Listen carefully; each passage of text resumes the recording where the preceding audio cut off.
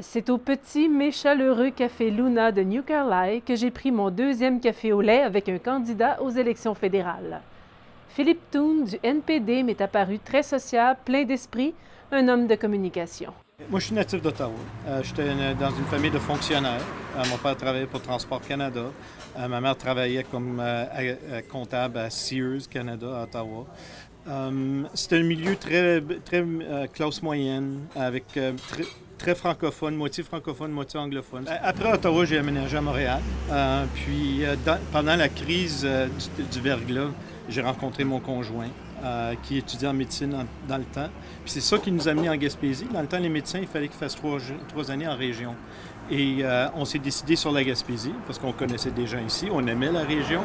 C'était quoi votre cheminement de carrière avant de vous rendre jusqu'ici en politique fédérale? J'ai commencé à travailler dans une usine qui faisait du bardeau. Par la suite, j'ai aidé la compagnie à s'informatiser, alors je me suis embarqué dans l'informatique. Je me suis tanné un peu de l'informatique, puisque travailler avec les ordinateurs, je trouvais ça un peu plate, là.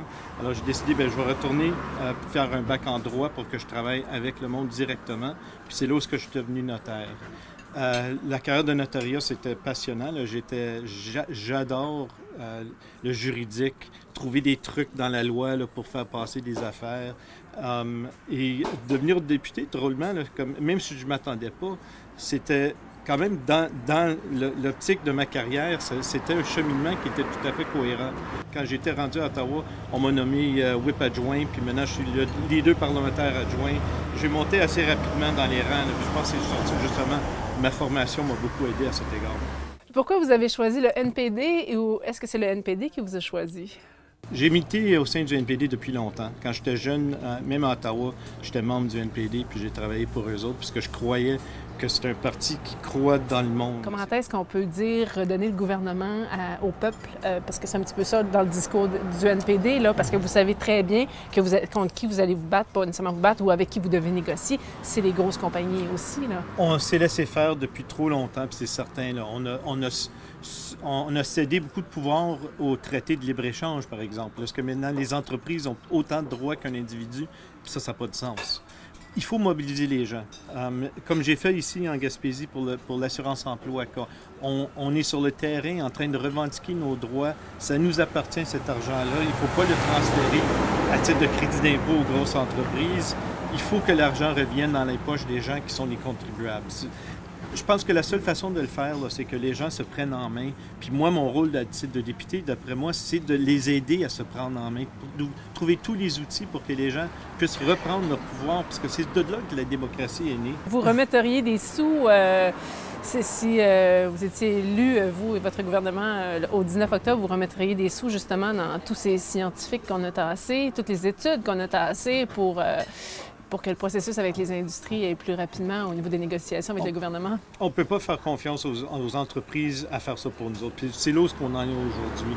Le gouvernement fédéral a permis que l'Office national de l'énergie, avec des études faites par les compagnies privées, c'est eux autres qui décident si l'exploitation va de l'avant ou pas. Ça n'a pas de sens, là. Il faut que ce soit des scientifiques indépendants qui sont à l'écoute avec des vraies consultations, non seulement avec les Gaspésiens puis les Madelinots, mais également les Premières Nations.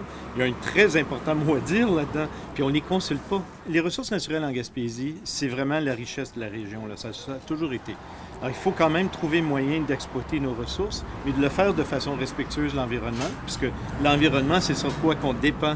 L'industrie touristique, l'industrie de la pêche, les industries de la région forestière, là, ça dépend sur un environnement sain. La ressource n'en va pas nulle part. Le pétrole va être là autant longtemps qu'on ne va pas aller la forer. Si les compagnies ne sont pas satisfaites du processus puis ils veulent attendre plus tard, moi, ça me va. La ressource va valoir encore plus cher plus tard. Alors, ça sera encore mieux pour la région. Justement, si vous retournez dans vos fonctions le 19 octobre, c'est quoi les dossiers les plus à cœur? De loin, l'assurance-emploi. L'argent a été pris des poches des gens de chez nous, puis on l'a vu l'impact.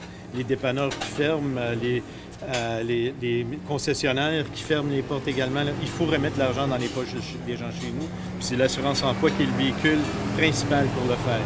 Par après, c'est le transport. On est une région éloignée, puis on devient de plus en plus isolé. il faut absolument ramener ça dans un équilibre. L'engagement du fédéral, c'est certain que ça passe en premier par Via Rail et par les aéroports, mais il faut travailler avec les autres agents du milieu pour que le transport, dans tous ses sens, dans tous ses moyens, puisse être de l'allure dans notre région. Merci beaucoup, Philippe Thune. Merci à vous.